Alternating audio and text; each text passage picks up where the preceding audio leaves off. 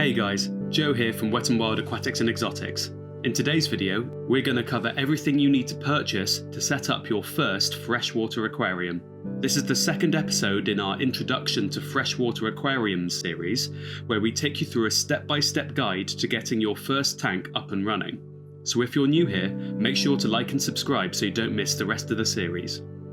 So in my last video, I highly recommended that beginners start with a tropical freshwater aquarium. But why tropical? Because the selection and variety of fish you can keep is much greater. A tropical aquarium is exactly the same as a cold water aquarium, you just add a heater to raise the temperature. Although tropical fish will not be able to survive with unheated water, the majority of temperate or cold water fish can live in warm water because they come from regions where their natural water temperature is affected by the seasons. So if you currently have a cold water tank, just add a heater and you'll instantly unlock a wider, more colourful and varied selection of animals without adding any complexity. Once you've researched the fish you want, the first thing you need to buy is the aquarium. As a beginner, I highly recommend getting the biggest tank you can within your space and budget.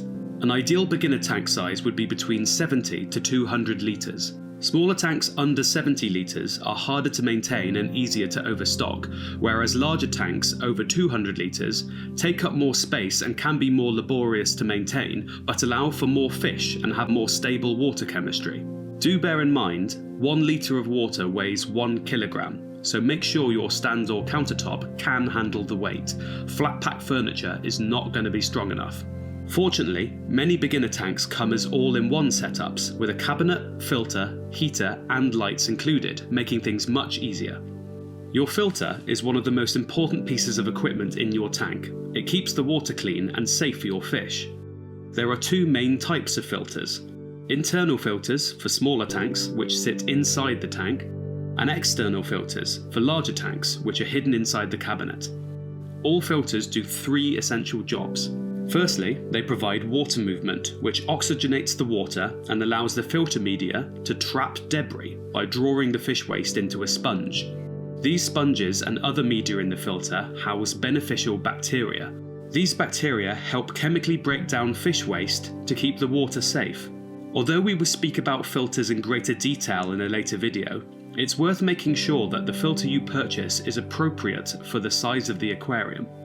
A heater is essential for a tropical aquarium, and you will need to purchase one of appropriate size to your tank. Simply attach it to the back of the wall and set it to 24 to 26 degrees, and it'll automatically regulate the temperature. Although heaters and filters aren't the most attractive, you can hide them behind plants or decorations. Just don't block the water flow around them, as this may prevent them from working efficiently. The aquarium will also need a light, but it's not just for appearances. It helps plants grow and can assist in controlling algae. Most beginner tanks come with basic LED lights, which are cheap, work well, and energy efficient. Alternatively, some older setups may use light bulbs which need replacing every 6 months, which can end up being costly. To avoid excessive algae growth, you will need a consistent photo period or lighting schedule. Make sure to only keep your lights on for 8 to 10 hours per day. Any longer and you may risk causing growth of nuisance algae. It's recommended to get a plug-in timer so your lights turn on and off automatically, which makes life much easier and can save you money. Where you place your aquarium also matters.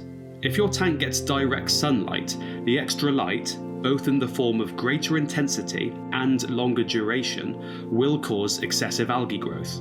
Try to place your aquarium in a low light area and let the tank light be the only light source. Furthermore, if you place your tank near a window, you could get fluctuations in temperature which could stress out your fish.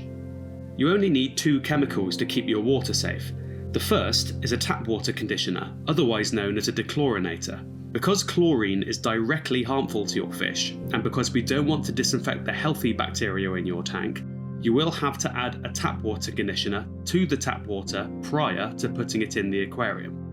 This will remove the chlorine and any dissolved heavy metals that would otherwise harm your tank and make it unsafe for fish. This isn't complicated, and all you have to do is add 1 or 2 teaspoons of this conditioner to the tap water before it goes in the aquarium. Please follow the instructions on the bottle to calculate exactly how much you need to add. The second chemical is a bacteria booster.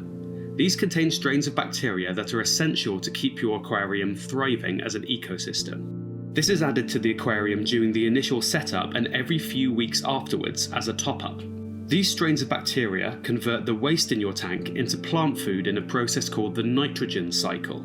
I will do a video on the nitrogen cycle specifically, and it's pretty much the extent of the water chemistry that you'll have to know to keep your tank up and running as a beginner, so please keep an eye out for that video. Now for the fun part, decorating your tank. You'll need 3 things. Firstly, substrate. The substrate is the sand or gravel at the bottom of the tank. I would only recommend purchasing this from an aquarium-specific store to make sure it is safe for the fish. As a beginner, just stick to a sand or gravel of your choice and don't be tempted to purchase any kind of aquarium plant soil just yet. This is a bit more advanced and I will do a later video covering this. Secondly, Hardscape refers to the rocks and wood that you're going to be putting in the tank.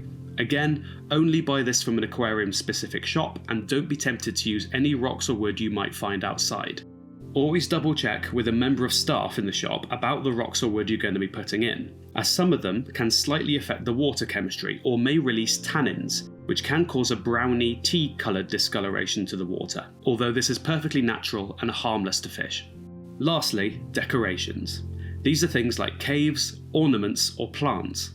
These are very important, as the more hiding spots and coverage in your aquarium, the more confident your fish will be. They'll actually spend less time hiding when they feel safe.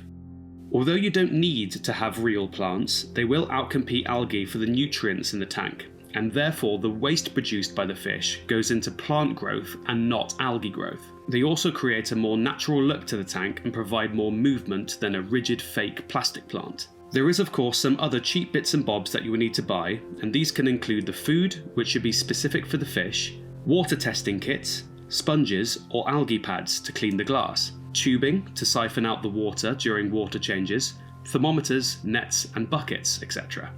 It's difficult to say how much all of this will cost, but realistically, a basic setup all in, depending on the size, should range somewhere between £150 to £500. While that can seem quite expensive, remember that these are very permanent purchases and good quality equipment will last for years.